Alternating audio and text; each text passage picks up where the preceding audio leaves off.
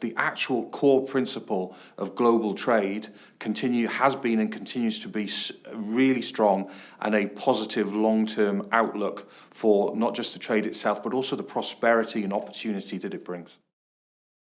One of the big concerns there has to be about global trade is the way that the world is sort of fragmenting in a geopolitical way, fragmenting into different blocks, into different interest groups. And for us as participants in global supply chains, we have a sort of front row seat in how that risks being a danger to the sort of prosperity and opportunity that global trade can bring.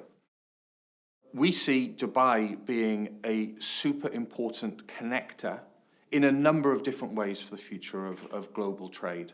Not just in terms of what you might think as its sort of traditional service-based approach, but also in a real physical sense, coming from the provision of green fuels to the services, to the expertise that come with it. And we could definitely see Dubai being one of those absolutely key nodes in a system of green trade arteries that span the world and support the supply chains.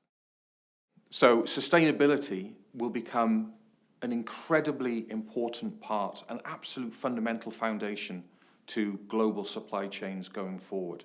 At the moment in the maritime and port space, a lot of the talk is about future fuels, how to decarbonize shipping, for example. And that is indeed a really important part of the future sustainability discussion for ports, shipping, maritime. But it also misses a really fundamental part of the discussion, which is the global green energy commodities of the future.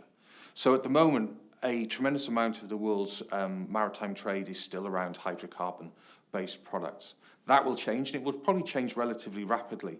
So in terms of when you look to the future of not just how things are moved, but what is actually moved, commodities like green ammonia, hydrogen, sequestrated carbon become an incredibly important part of the future trade mix.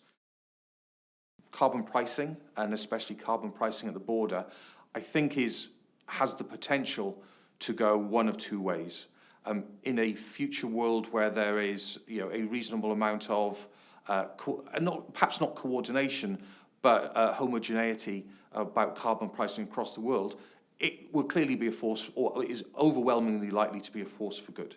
What we are concerned about is that this becomes part of the fragmentation of the global trade landscape, and acts as additional barriers, additional frictions, additional distortions to global trade. So I think the jury is still out on what the actual impact and how positive or negative it will be.